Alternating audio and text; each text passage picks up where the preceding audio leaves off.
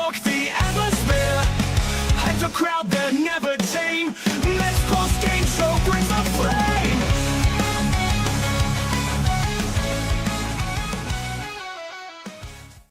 What's up, Mets fans? Welcome back to your New York Mets post-game show. Put it in the books. The New York Mets are victorious in Game 1 of this series versus the Los Angeles Angels after a comeback from 4 runs down. We're getting into the post-game recap, your game analysis, and everything that you need to know about the New York Mets, whether it pertains to trades, roster outlook, etc. It's going to be an awesome conversation. Glad to have everyone in this live chat. Drop those comments in the live chat and drop those thumbs ups on this stream. Woo! Sam, how are we feeling? Feeling good. That was a gutsy win by the Mets. I mean, you had Senga out there, who you're hoping is gonna be back to his old self. He didn't have it tonight, but you had the bullpen really pick him up, and the bullpen pick each other up, and just the bottom of the order. The bottom of the order, what we've been saying all year, can't get it done.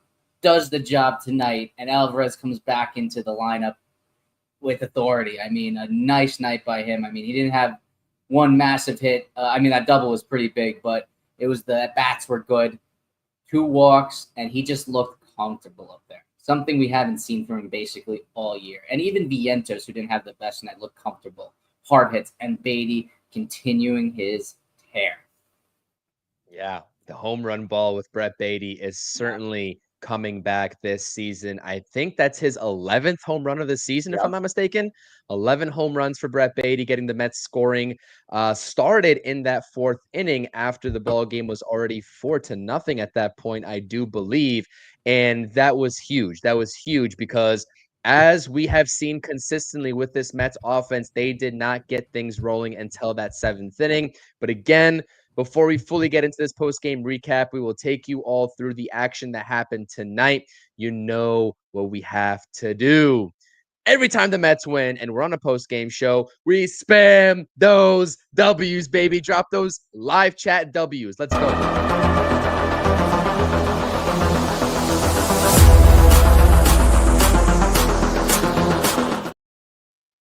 Love it. I love it. We got W's in the chat from Uzak, from Committee. Love it. Lynn is saying W. Dan is saying W. Pat with the LFGM. Shout out to Patrick. Cindy with the W's in the chat. I love it. Pure Adrenaline Sports, John. Make sure to go subscribe to John for in-game live streams. Awesome live streams in-game. Spamming the W's. Darren spamming the W's. I absolutely love it. Keep those live chat comments rolling. It's awesome to see. We got so many more W's in the chat. It is awesome to see. And ladies and gentlemen, it was not the prettiest win. It was not the prettiest win. It was another come from behind victory, but a victory is in the books nonetheless because the Phillies did also win. So the Mets don't gain any ground in the NL East standings. And the broadcast was saying, I didn't pay attention to the game. The broadcast was saying the Phillies won on a walk-off catcher's interference, which is super weird. You do not see that in today's day and age all that often. But you know what? To stay a half game out of this division, as I guess poorly as the Mets have been playing all in all, as poorly as this offense has looked all in all, to be a half game out is a victory at this point. And you just hope the offense takes off. And I definitely do agree that, Alvarez looked comfortable. It was night and day different. But let's start with the pitching here for the New York Mets, as this is your box score right here with Kodai Senga. 3 innings pitched. It's not pretty. When we're talking about length and the necessity to, produce length to save the bullpen that's already taxed, already injured, that is something that we are looking for from these Mets starters. And Kodai Senga did not have his best stuff tonight. Exits the ball game after only 79 pitches. The season ERA is still at 1.79, but the command wasn't there with 3 walks, only 4 strikeouts, and 4 hits given up. I do think Ohapi for the Angels got things going for them scoring-wise with that home run. It was a solo home run. And then from that point on, they just basically singled, Kodai Senga out of that ball game. But Kodai Senga didn't have it. The bullpen, 100%. I mean, especially with the names that we're seeing come into this game. Davinsky, Kevin Herget provided 2 1/3 scoreless innings out of the bullpen, which was absolutely huge to provide some length for the New York Mets. Davinsky goes an inning, and he was the only one that gave up an earned run was Chris Davinsky. And then you see, Huascar Brazaban come into the game, elite, dominant, the version of Huascar Brazaban that we've gotten for most of this season. Brooks Raley, another scoreless outing back on this team. How big is it to have a guy like Brooks Raley back into this bullpen? It's huge. It's absolutely huge. So, Zach, take me through what you think from the pitching side of things today from Kodai Senga. And honestly, with Kodai Senga, when we talk about his season, it's not like he hasn't generated, right, a lot of traffic on the bases, because he has. And he has, for the most part, been able to skirt his way around a lot of jams this season. And today he just simply couldn't do that. So just take me through the pitching side of things, whether it's Kodai Senga, whether it's this bullpen. What'd you think? I will start with Kodai Senga. I mean, it was a tough 3 innings for him today. But one thing I'll say is it's good to see him get up to 80 pitches in those 3 innings. Usually, when you got a pitcher who you want to kind of treat with those kids' gloves, you don't want to have them throwing too many pitches in a single inning. So seeing him get up to 80 pitches there was nice. It shows that he's pretty close to being at 100%, at least in terms of what you're gonna let him do out there. And we kind of knew that this was gonna come back to bite him in the ass. These constant games with tons of traffic on the base paths. That's one thing he's going to have to try to grow and figure out throughout the rest of the season, to limit the traffic, because you're not going to be able to skirt the danger game in and game out. It's just they're going to get you eventually, and they got him tonight. And it was good to see the bullpen pick him up, especially someone like Herget. I mean, I didn't even know he was on the active roster. I didn't know he was up here, and sure enough, he comes out of the pen. It's another David Stearns, just diamond in the rough. Or we'll see what happens after tonight. But someone else, he just kind of calls in off the streets and says, "Hey, you want to come pitch for us?" And they come in and get the job done. I mean, reminiscent of Justin Garza the month and a half ago. So it's good to see that. Chris Davinsky lets up the single run by the bullpen tonight that you said. He's someone I'm actually not too worried about. He's actually been really good for the Mets over the past, 3 weeks or so since he's been called up. And then from then on out, Brazaban, Raley, and especially Diaz, who was elite in that bottom of the ninth, or the top of the ninth inning. Just shut down baseball there. Really just shut down baseball, taking over the game and not allowing the opposition to really get anything going against them. So that's something we need, that you want to see. And if these guys can stay fresh, we're going to see more of it, because I think that's part of the problem that arose in that first half, is these guys just kind of being beaten down. That week off has done them good, and hopefully the starting pitchers can get deep into games like David Peterson did yesterday, and give them time off and the ability to come out there at full strength instead of worn down after constant usage.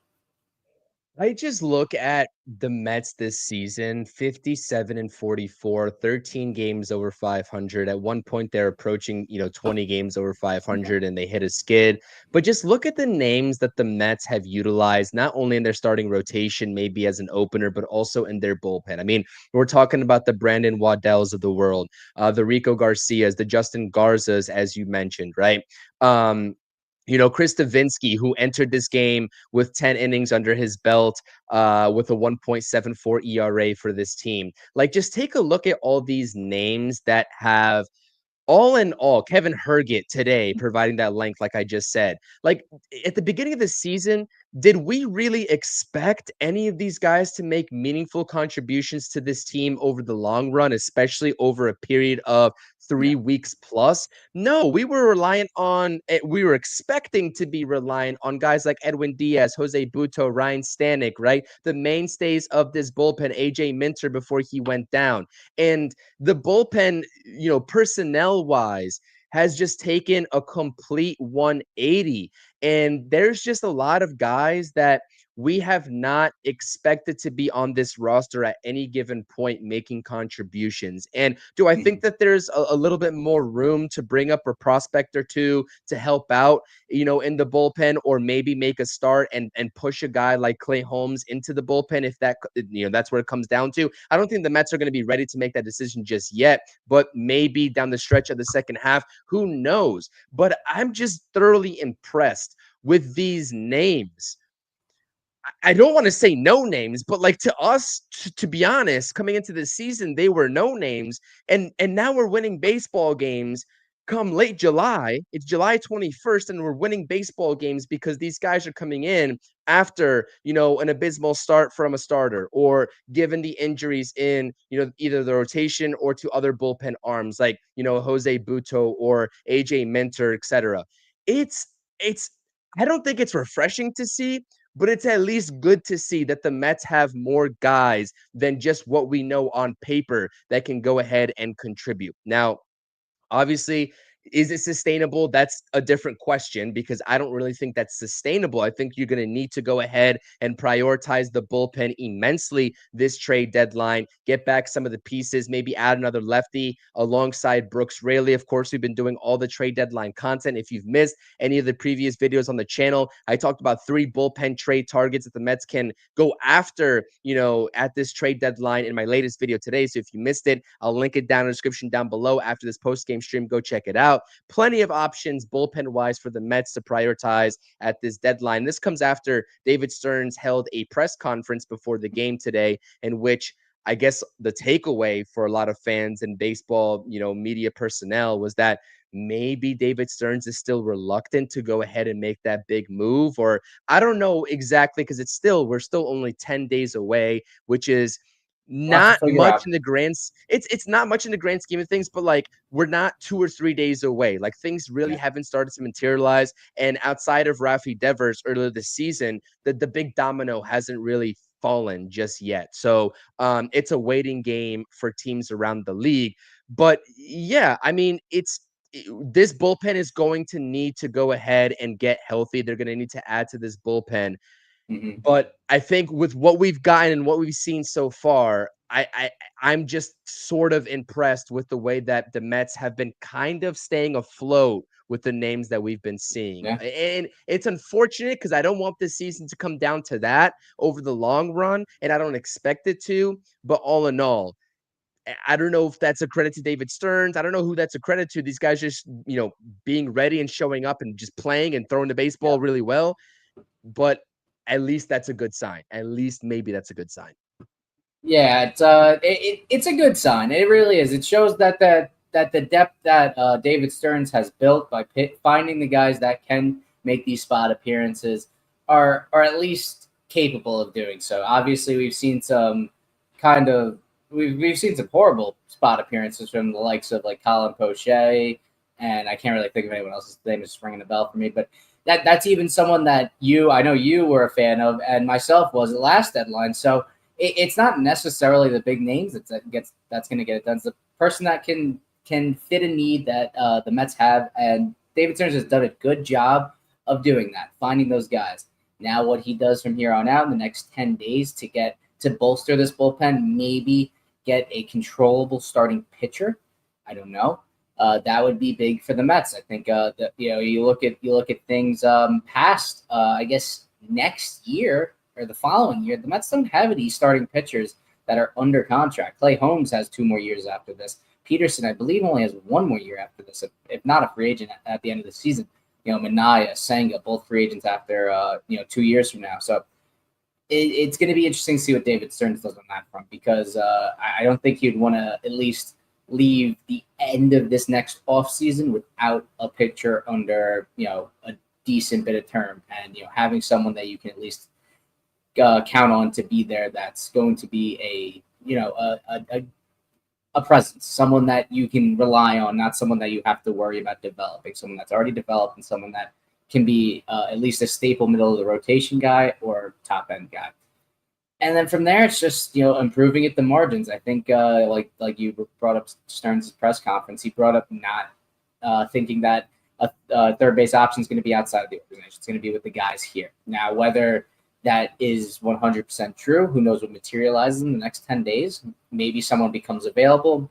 Maybe someone gets injured on the Mets. There's a lot of moving parts. There's a lot of things that can happen. So we'll see what happens. But considering the cost of what everyth's going to be at this deadline, it's going to be interesting to see what David Stearns cooks up and how he's going to improve his team. Because, like you said, it's amazing we're here 13 games above 500, only a half game back of the Phillies after this horrible skid over the past month and a half. This is a team that they left the door wide open for the Phillies, and the Phillies have barely stepped foot through it. They're still in striking distance, and if they don't step on the gas soon and before the Mets get back to full strength and back to where they were at the end of May, beginning of June, they're going to be in a world of hurt because the Mets are getting healthy, they're getting better, and if all the pieces can fall in place, they're going to be a force in the last month and a half, 2 months of the season.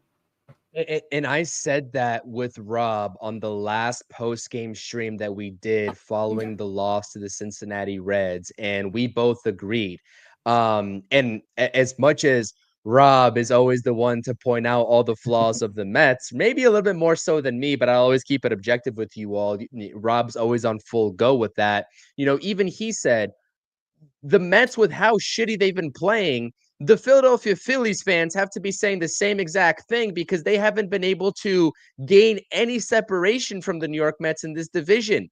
And it's almost like, if we're trotting out these guys in this bullpen that I just named with no names, can you imagine if David Stearns actually goes ahead and adds two impactful arms to this bullpen? You know what I mean? Can you imagine if this offense finds a rhythm? Any rhythm at this point would be good with how bad they've been and inconsistent they've been for the entirety of this season. So it just seems like the Mets are still waiting to be unleashed. Now, it's a problem within itself that the Mets really haven't been unleashed just yet, even outside of the injuries. And I'm looking dead in the eyes at the offense when I say this, not really, much so for the pitching side of things, because again, the injuries have hit the pitching side a lot harder than the offense. But I still think that there's a lot of room left for this Mets team to be unlocked, quote unquote. And if you're the Phillies organization and a Phillies fan, you just got to be like, wow, the Mets have been this bad, but we have basically gained nothing on them in the grand scheme of things. And this is still a wide open division because that's an opportunity for the Phillies to go ahead and gain separation. Realistically, if they were doing their jobs, they should be 5-6 games ahead of the New York Mets right now. At least 3. You know what I mean? But 5 or 6 realistically. And so that's what I come back to. But at a certain point, I mean, we can say this all day long. They're going to have to turn it around. The Mets are going to have to do it themselves because nobody's going to do it for them. So let's transition this into some offensive talk. And I want to start this off by talking about the offense tonight, and maybe talking about the offense as we've seen it as an entire unit over the past couple of weeks, and then maybe transition it into a little bit of deadline talk because the general sense of what I'm feeling, there's a reason why I've only made a video about 2 offensive trade targets. I talked about Eugenio Suarez because I think everybody's going to be in the market for Eugenio Suarez. Right, correct. He's the number 1 bat, especially with Buxton not being available. We don't know what the Red Sox are going to do with Duran. So automatically all eyes point to Eugenio Suarez. I've talked about Cedric Mullins as a lot more of a realistic option if the Mets decide to go ahead and add a center fielder, but also how much better does he make the team, right? With the offensive numbers that he's producing, the power's there, but not really much else is there with Cedric Mullins. So I do think, I have this feeling, and I think that what David Stearns said in the press conference, and what we've been hearing from Jeff Pass and John Heyman, et cetera, is that the Mets are going to be heavily reliant and focused on pitching moves. Now, there is room for a starter on this team, but definitely 100%, 110% bullpen room for this team. I'm not talking about one move for a bullpen guy, 2 bullpen guys. Absolutely. 100%. But before we transition that, because he also did state, as you mentioned, the third base situation and not really relying on that external option, i.e., Eugenio Suarez, right? I guess that he kind of said it without saying it in the press conference today. You know, this team still needs a bat. I still think that they need a bat. You know what I mean? Unless they drastically are banking on this offense on paper to just turn it around 180, they need a bat. But before we get into that discussion here, let's take a look at the box score from game 1 in this series. The top of the lineup, the big guys really didn't do too much. I mean, Lindor is just in a brutal stretch right now. I mean, he hit a baseball really hard in one of his last at bats that got caught up His the last one, middle. yeah. And so that was unfortunate for him, but he goes 0 for 5 with an RBI fielder's choice during that comeback attempt in the 7th inning. Brandon Nimmo 0 for 2 at the top of the lineup with an RBI and a walk. Juan Soto getting things done. Thank you very much, with runners in scoring position to tie up the ball game. A 2 RBI single up the middle to even tonight's score. Pete Alonso's also in a little bit of a funk. It seems like he is a little bit behind on some baseballs, maybe not seeing the ball well. He goes 0 for 2, 2 strikeouts with a walk. But from McNeil all the way down, and Vientos had some hard hit balls. But I'm looking at Beatty, I'm looking at Alvarez, and I'm looking at Acuna because Acuna really did have that base hit up the middle to set things up that moved Alvarez first to third in that 7th inning that got the comeback situation started. This is the type of production from the bottom of the lineup that we want to see. And David Stearns was asked, actually, specifically in the little snippet that I saw, about this lineup and the balance of it. And he said, you know what? I'm going to push back on your question because I guess the reporter was stating that, are you confident in this not being a top heavy lineup? And David Stern said, I'm going to push back on that question because I do think that the balance of this lineup is starting to be there over the last couple of weeks, i.e. Brett Beatty, doing his job. Ronnie Mauricio, Luis Angel Acuna is having a little bit of a better approach at the plate. So the bottom of the lineup is starting to get things done. But overall, Stearns was like, they're just not scoring runs, and that's because of the runners in scoring position. And even he said he does not have the answer to that. He has no idea why this team can't hit with runners in scoring position. So when you want to talk about hitting coaches or hitting philosophy, maybe that's the time to do it. But we'll save that conversation for a little bit. I mean, we'll always save that conversation for another day because I don't think that we could even deduce what is wrong with this team with runs in scoring position. But look at the box score. I mean, Jeff McNeil is continuing a really great season, getting on base at a high clip multiple times this game. I think Mark Vientos is the one question mark for me because it's kind of like he's up, he's down, he's having good at bats, or he's not, and it's just like a lot of inconsistencies from Mark Vientos this season. But Beatty, Alvarez, Acuna, and Beatty and Alvarez are the primary drivers here as it pertains to this game. Brett Beatty with that 2-run home run, 2 RBIs, gets on base to start a little bit of a rally as well. Alvarez. It just looks different from Francisco Alvarez. First game back from AAA, and David Stearns in his press conference also said that this was a little bit quicker than he envisioned bringing Alvarez back up. But when you have a guy with Luis Torrens who provides you immaculate defense, and by the way, Francisco Alvarez did throw a run route today, which was really good to see. But Torrens is giving you a sub 600 OPS type level production from the plate. It's nothing. And you see a guy like Alvarez go down to AAA immediately. Almost a 900 OPS, 11 home runs. Of course, you're going to have to go ahead and make the move to bring him back. First game back was successful, was really loving his approach. If he can be patient, if he can get on base via the walk and just wait for that one at bat to drive a baseball like he did in the later stages of the game, an RBI, it was an RBI actually. It was a opposite field double off the wall in which the right fielder misplayed. And by the way, the Angels defense, as the broadcast stated multiple times, is just brutal.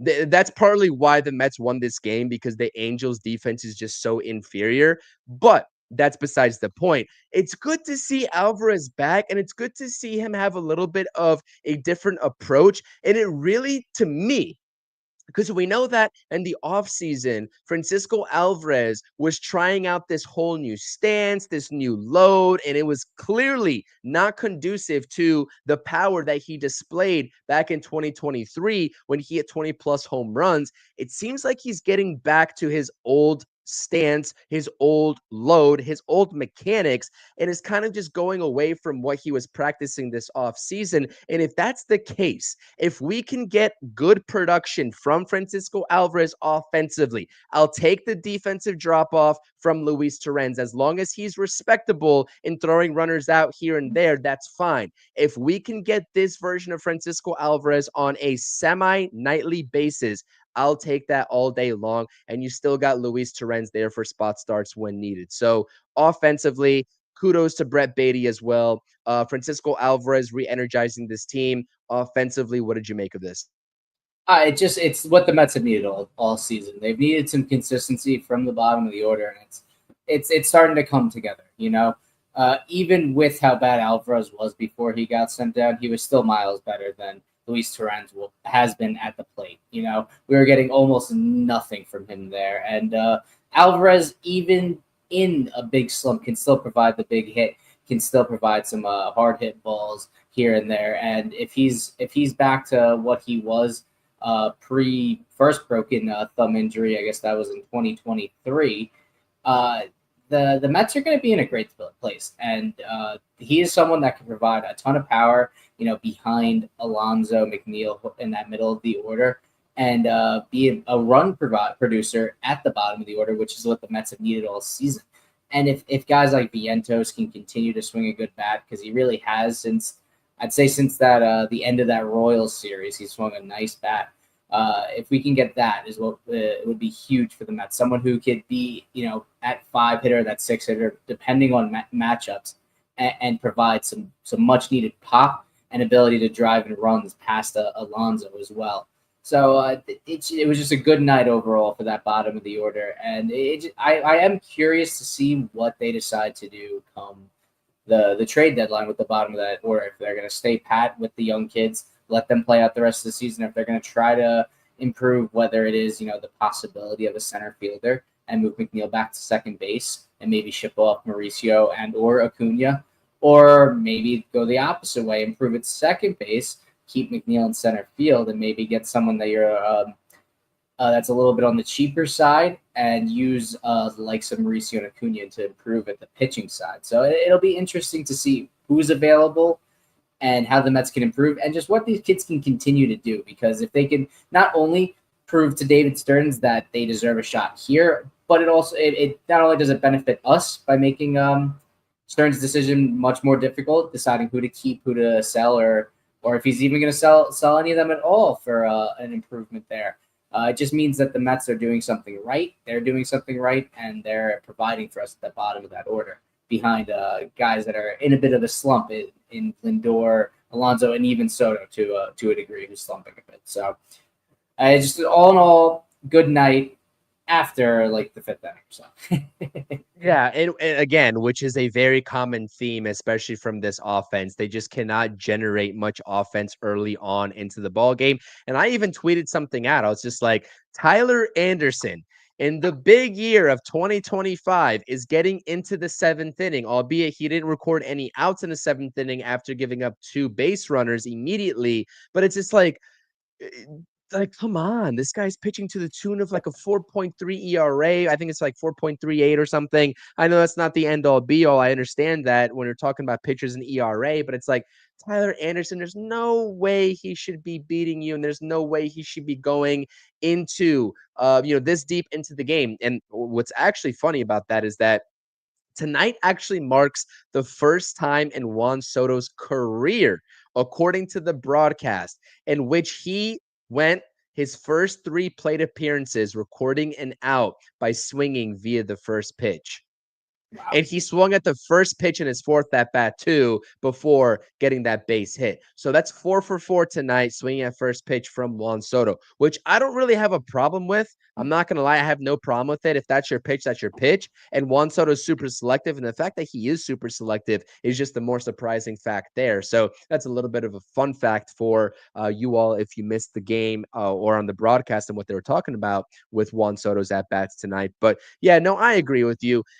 I got to ask you because with as we transition a little bit into maybe some deadline talk, I know that 30 minutes of a game recap is okay. We definitely get into something else in this game.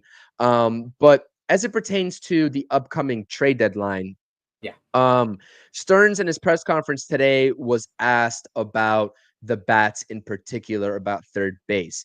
And he gave the answer in which we just said about rolling with, who's already there at third base and leave it up to your interpretation. Mauricio, Beatty, one of them goes, one of them stays, or both of them stay. Who knows? But he also said that they would have to think about a little bit more in depth about what they're going to do in the outfield. And if the options available on the trade market are really going to be those difference makers or any sort of difference maker than what they have right now, which is clearly the platoon between Jeff McNeil and Tyrone Taylor. Do you think when it's all said and done, I'm sure they will talk about this multiple times, maybe 5 times before the trade deadline actually ends, do you think that they're going to be in the, because I have, besides Robert, right? Cedric Mullins is the other option, essentially, in what you're getting. Well, and it's not really great. By the way, I made a video about Robert maybe about a couple days ago. So if you missed it on the channel, go check it out. The only reason to go get Robert is because he mashes lefties, and he has still done so, even though he's hitting around that 200 mark, right? He mashes lefties. If you look at this, if you look at the splits, it's crazy. It's crazy. It's like a 290 average against lefties or something.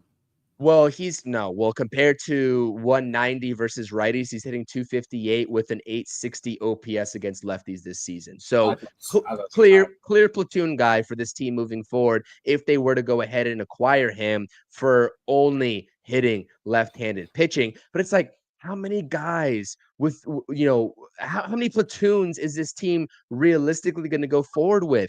Tyrone Taylor has reverse splits. That's the one thing. Jeff McNeil has reverse splits. They both hit the same side-handed pitcher really well as opposed to the opposite-handed pitcher. So Jeff McNeil versus lefties, numbers are better. Tyrone Taylor against righties, numbers are better.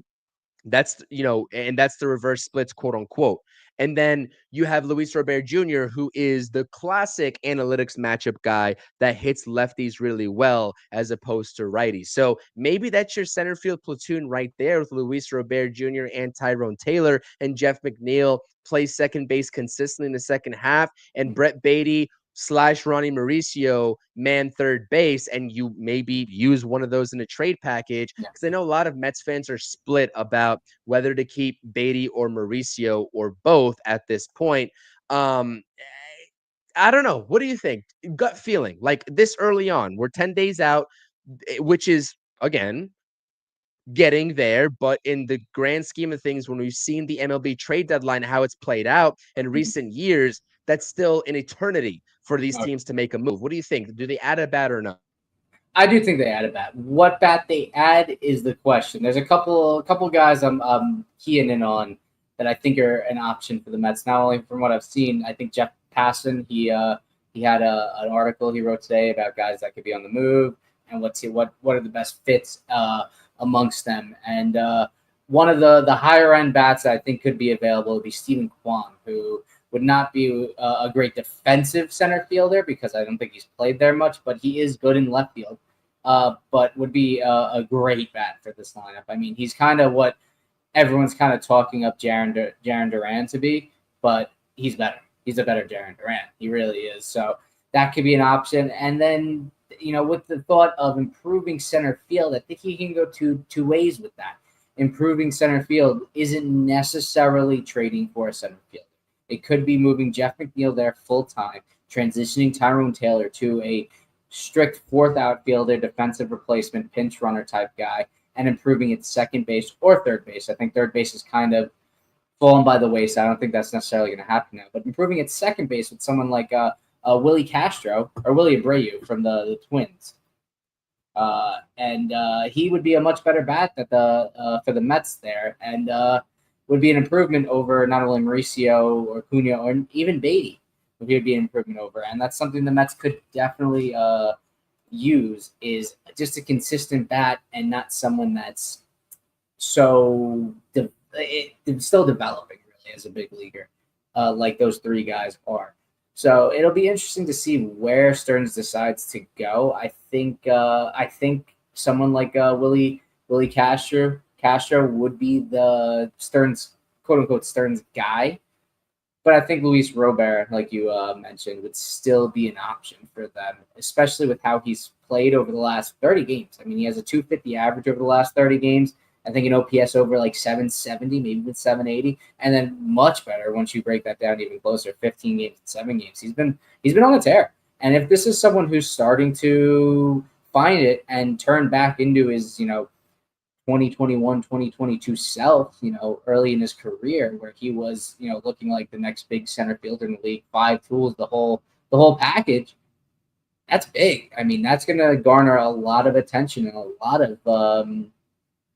lot of prospect return potentially, especially if he can continue to go on this tear. Do I think the Mets go get him? No, I think the Chicago White Sox hate the Mets. I don't think they will deal with the Mets. I think that's not necessarily a thing that the Mets won't go that direction because they don't like Luis Robert. I think there's obviously mutual interest. There's interest by the Mets, I should say. And but I think the White Sox are not going to trade him here because their owner is one of the owners who vetoed Steve Cohen taking over for the Mets, and that is going to play a huge part in anything coming up at this trade deadline, deadlines going forward.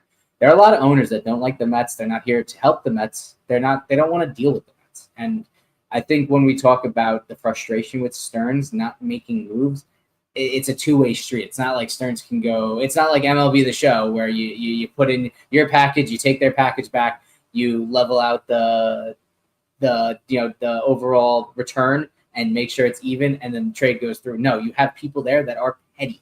They do not want to deal with us. They don't want to help us in any way, shape, or form, even if we're overpaying. So that is one thing to factor in. I think there are teams that the Mets clearly have a relationship with. The Marlins in our division, the Cleveland Guardians, the Minnesota Twins, if I'm not mistaken. We have a little bit of a relationship with them. I think we've made some trades with the Diamondbacks and the Angels, even though the Angels owner did veto Steve Cohen. The A's as well. The A's, yes, the A's. We have a relationship with. So there are teams that we have relationships with that we will probably be focusing on working with. From there, it's just a matter of what Stearns wants to give up. I've heard a lot. I've been in a few spaces with Mark Healy there, and he's basically said Mauricio is getting a ton of goals in Mauricio. I guess anything that the Mets are asking for, they're pretty much asking for our top 4 prospects, one of them, and or Mauricio. So I think that's someone that you can look to be on the move. I know everyone's talking about who do we want to trade. Mauricio, Beatty, it's going to be Mauricio if it's anyone, I think. I truly do. This fan base is split, man, and in the videos that I've been doing, they're split on Brett Beatty and Ronnie Mauricio. I mean, there's a portion of this fan base that is pro Ronnie Mauricio on the upside, and then there's some that are just pro Brett Beatty at this point with what he's been doing, especially in this season with the overall. I know where you lean. I know where you lean. I know exactly where you lean, which is an interesting thing to kind of talk about with this game too, because it was kind of tied in, especially when the Mets took the lead in this ball game and pinch hitting for Luis Angel Acuna down the stretch. Mendoza made the move to pinch hit Ronnie Mauricio, and then the Angels brought in the left-hander, which would mean that Ronnie Mauricio is batting him from the weakest side that he has, right? Because he's got a lot better numbers. He's a lot better overall hitter from the left side. Yes. And Mendoza at that point had a choice to make, whether he was going to bring in another righty bat to sit Ronnie Mauricio down and just kind of force the Angels' hand to go to that lefty or keep Ronnie Mauricio in that big spot. He ended up going to, keep sticking with Ronnie Mauricio, which is nice to see the confidence in the young player. And I was just like, I was kind of sweating. I'm not gonna lie, because I really wanted to see Ronnie Mauricio come through in that spot, and he did. Right, he smoked the baseball.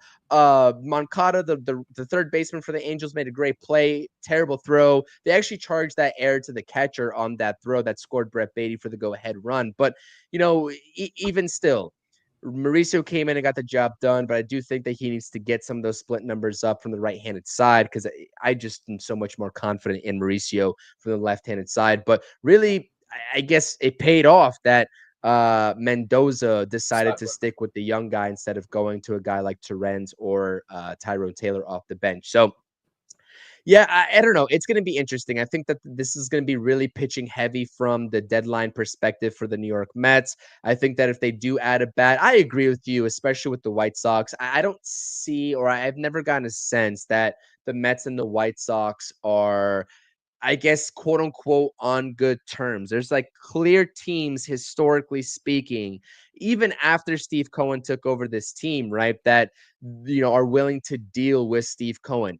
And if you ask me the question, why are teams reluctant and why do they hate Steve Cohen so much, but they see the Dodgers and what they're doing for the game of baseball? And the Dodgers are directly, and so are the Mets at this point, but the Dodgers especially, right, especially after that Ohtani contract, they're the ones that are putting pressure on these lower market teams, these smaller market teams, like a Pittsburgh Pirates organization, like a Chicago White Sox organization. So why they have it out just for Steve Cohen is beyond me, but that's fine. You still have an immense talent pool. And there was a name on my video today that comes from an organization in the A's who are kind of this like organization in flux right now with the move, right?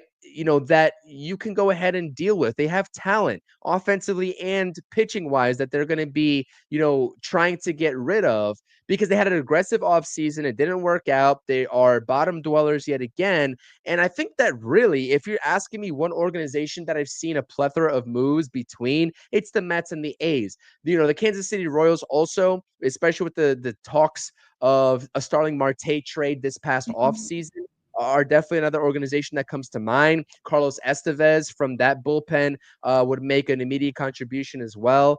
But yeah, I so he could deal him.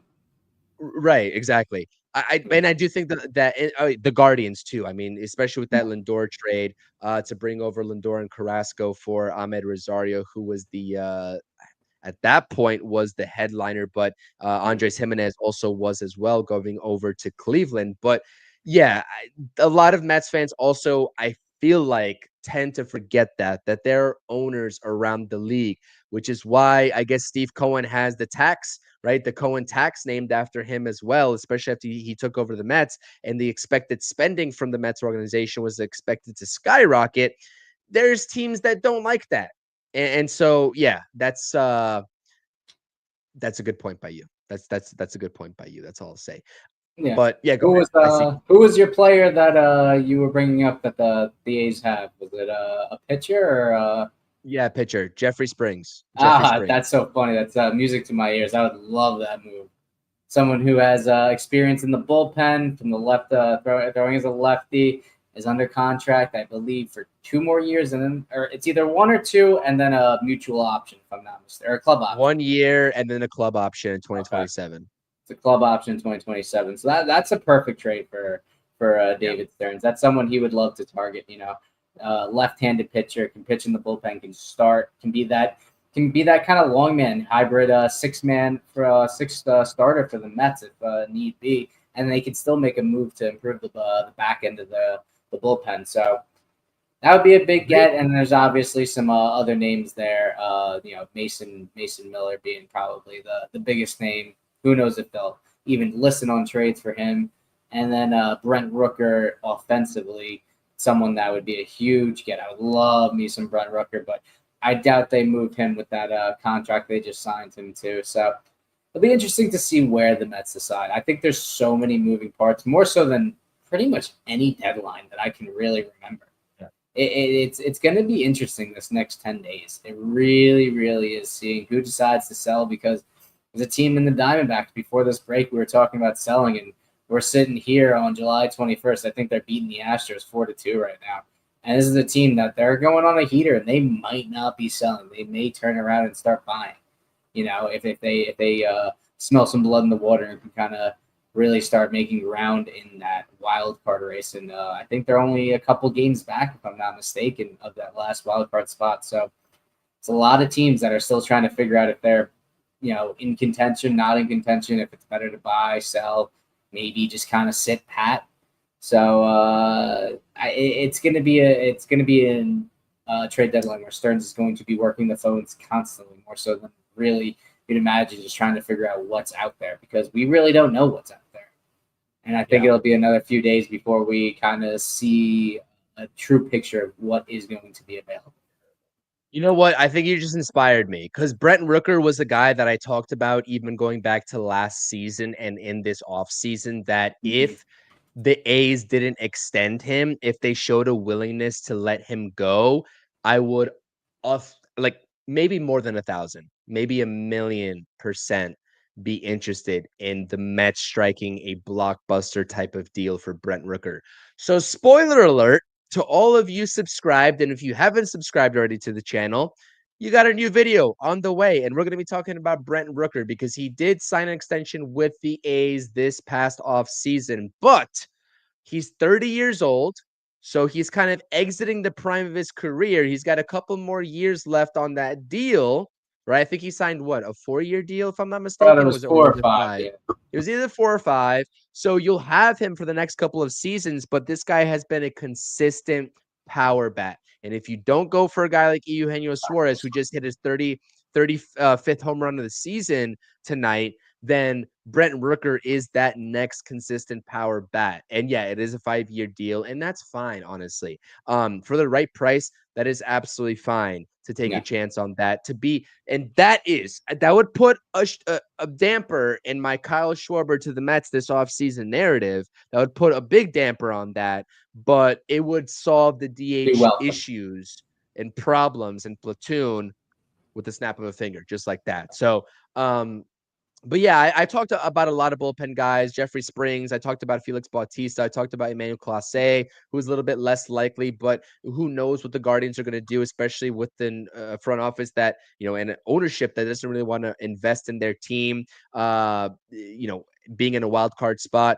I've talked about a lot of names that the Mets can go ahead and target in this bullpen. Kyle Finnegan. Kate Smith I talked about like a Stearns guy for me from Cleveland.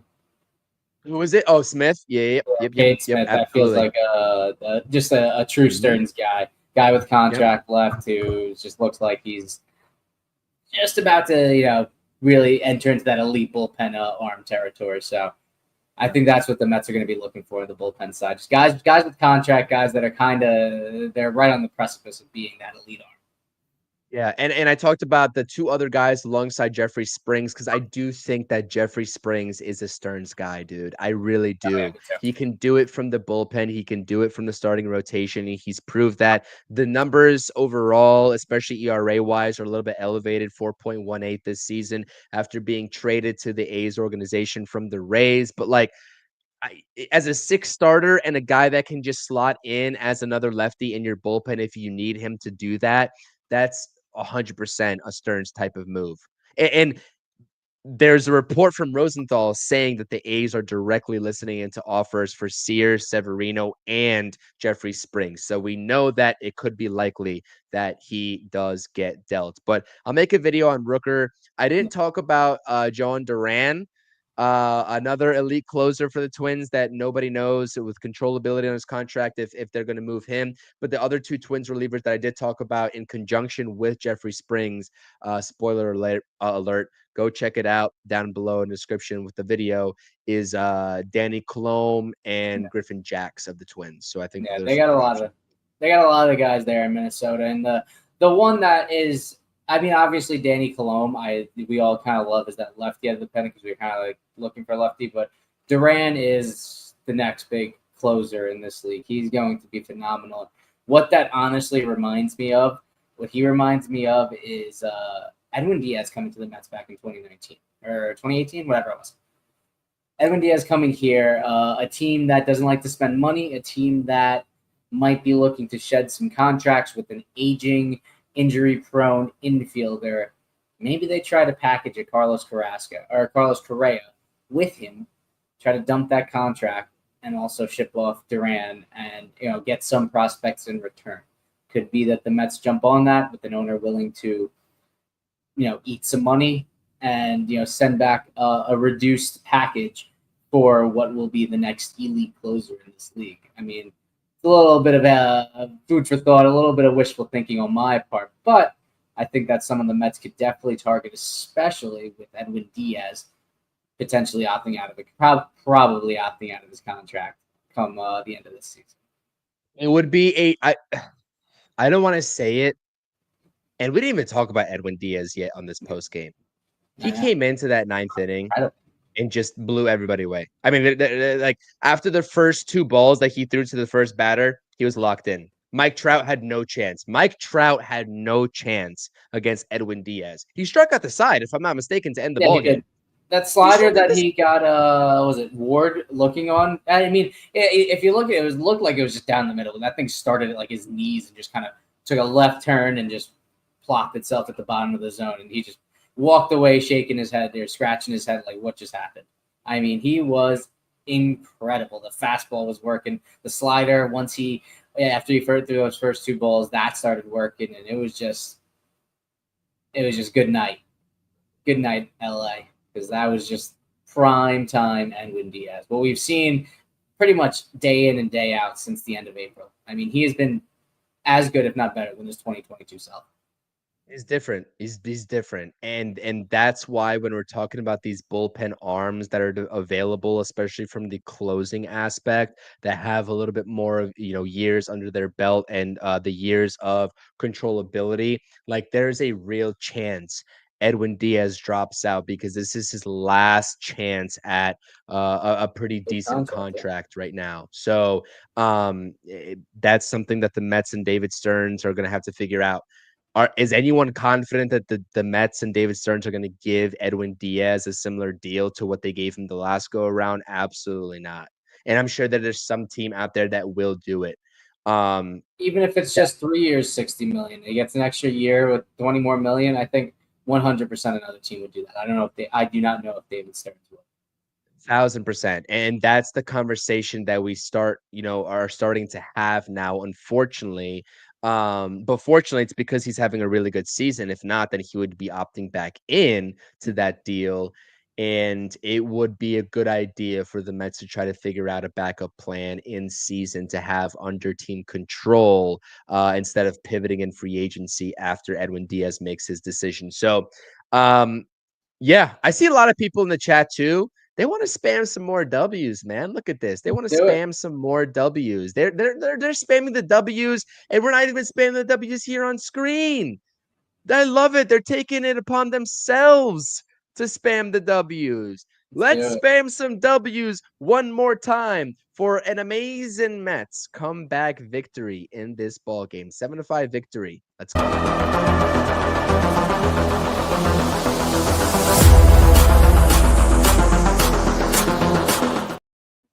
Look at that. Look at that. Darren, Ray, Oliver, Johnny, Cindy, Jeremy, Zach. You're even spamming the W's on here with Dan saying LFGM. I absolutely love it. I love it.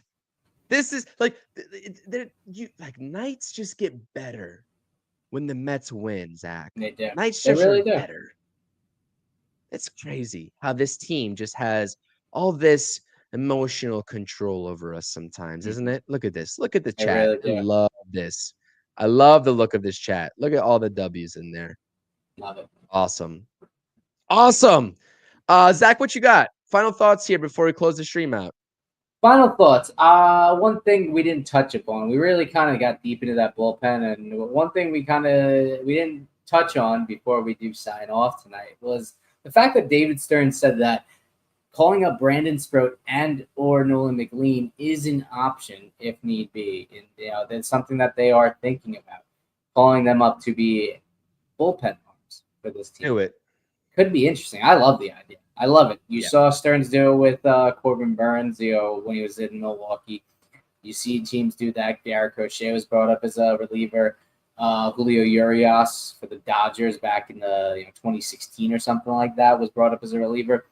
Get these guys more ending under their belt. Get them some time here at the big leagues, and let's improve this bullpen. Let's improve this team as a whole, and just keep rolling. Get us to this deadline confident in what we are, and improve upon that, and really take hold of what is a weakened MLB state. Just a wide open door for anyone that wants to come out there and make the big move to improve themselves. The door is open for anyone there. The NL is just wide open, especially taking into account a weak in American League. The NL is just wide open, 100%. I would love to see, and Stearns talked about this on a press conference a couple of weeks ago, talking about he doesn't want to bring up one of these, big name pitching prospects for a spot start, right? He wants him here for the long haul, which is fine. And that's also Makes possible in the second half. They'll need him. Depending on what the Mets do deadline wise. But I'm sure David Stearns is also planning for, these offs or these deadline moves, in conjunction with some of these prospects that are going to be coming up. Bring up two at a time. Bring up two at one time. I don't care what the combination is. I'm sure that McLean and Spro are further along than Jonah Tong. Bring up Spro and McLean at the same time and really rejuvenate Queens. Really rejuvenate this organization, because I think that would have a better impact and a more meaningful impact to this team, regardless if they're a six starter or a bullpen piece, more so than just one or the other. Bring up both. Let's do a baby Mets 2.0. I don't care, because with the pitching personnel at this point that the Mets are working with, they've been getting the job done. But as we mentioned at the top of the stream, it's just really not sustainable. So call up both. But really good conversation here had tonight, talking about some deadline stuff, talking about a great comeback Mets victory. Appreciate all you all dropping those live chat comments and spamming the W's. It's much appreciated. Again, smash those thumbs up on the stream right here on this channel. Subscribe to the channel. If you stumble upon this stream, if you're watching the replay, or if you're watching live right now and you haven't hit the subscribe button, then what are you doing? What are you doing?